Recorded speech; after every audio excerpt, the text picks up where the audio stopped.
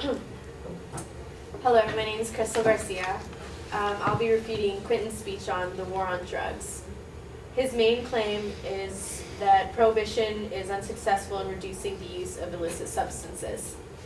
His secondary claims were that 1, prohibition causes a variety of social problems, and 2, regardless of legislation and enforcement policies, users will always manage to find a way around the law. Although his main claim may be true, his subclaims fail to support that prohibition really is unsuccessful in reducing the use of these illicit drugs. The fact that prohibition has caused social problems makes no sense when we talk about prohibition reducing the usage of these drugs. A better subclaim would have been statistics on drug usage and prohibition. The National Institute on Drug Abuse stated that in 2002, the population of illicit drug users was at 8.3%. In 2011, it went up to 8.7%. That's 22.5 million Americans and 230 million people around the world that are currently using illicit drugs.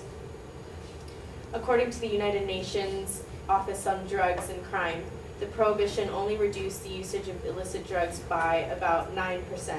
That means 20.9 million people in the world still use these illicit drugs. His secondary claims stated that prices on illicit drugs have dropped since the prohibition. This claim is false because according to a DEA database, costs for cocaine and other drugs have risen since 2006 by about 47%. Dealers have been running low because of the high demand and low purity, which only forces them to sell at higher prices. Now, although users do find ways around laws and legislations, a better example of this might be the corruption of law enforcers such as police officers. According to the Federal Bureau of Investigation, police will try to cut corners and sometimes say that the conduct was unethical. This allows many drug users leeway to continue buying and selling. So, in conclusion, the main claim that prohibition is unsuccessful in reducing the use of illicit substances is correct, but according to the percentage of people using drugs increasing and the corruption of law enforcers such as police officers who don't portray enough fear in these drug dealers, which then gives them a way around the law.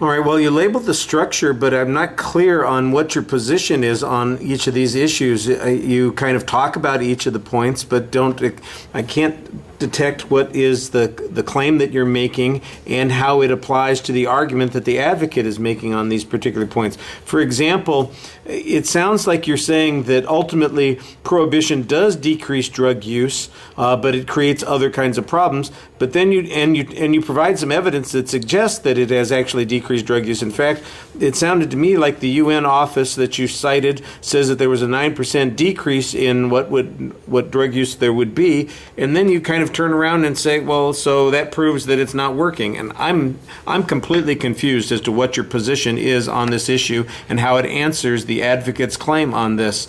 You've got some information, it seems to be relevant. For example, if the growth in the amount of people who are using drugs in the last 10 years from the NIDA is a result of a lack of enforcement or less money being spent, I think that would show that it's more effective. You know, the difference is basically 400,000 additional users from 2002 to 2011. Is there an explanation for that? It seems like you're kind of conceding the advocate's point here. Well, we obviously can't stop it because we've had an increase in drug users in that amount of time. Well, could there be any other explanation for that other than the lack of actual enforcement? I just don't know what your position here on this is. It sounds that sometimes like you were accepting the conclusion, but suggesting that some other argument might have been the relevant argument to make.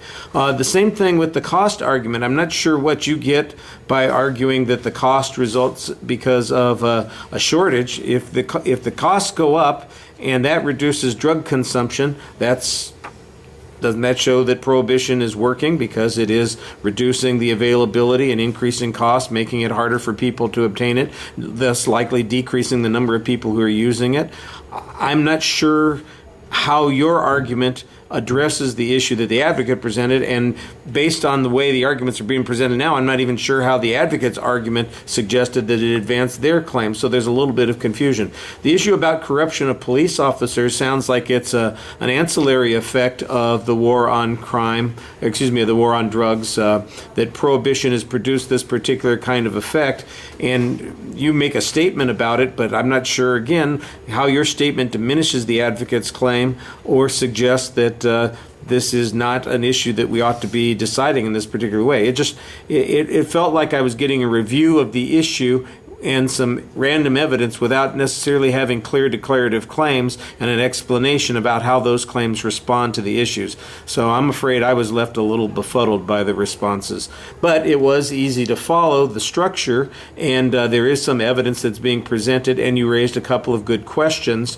Like I said, in the long run, the question is, where is the dispute on this issue, and why is your position, in contrast to the advocate's position, the valid one?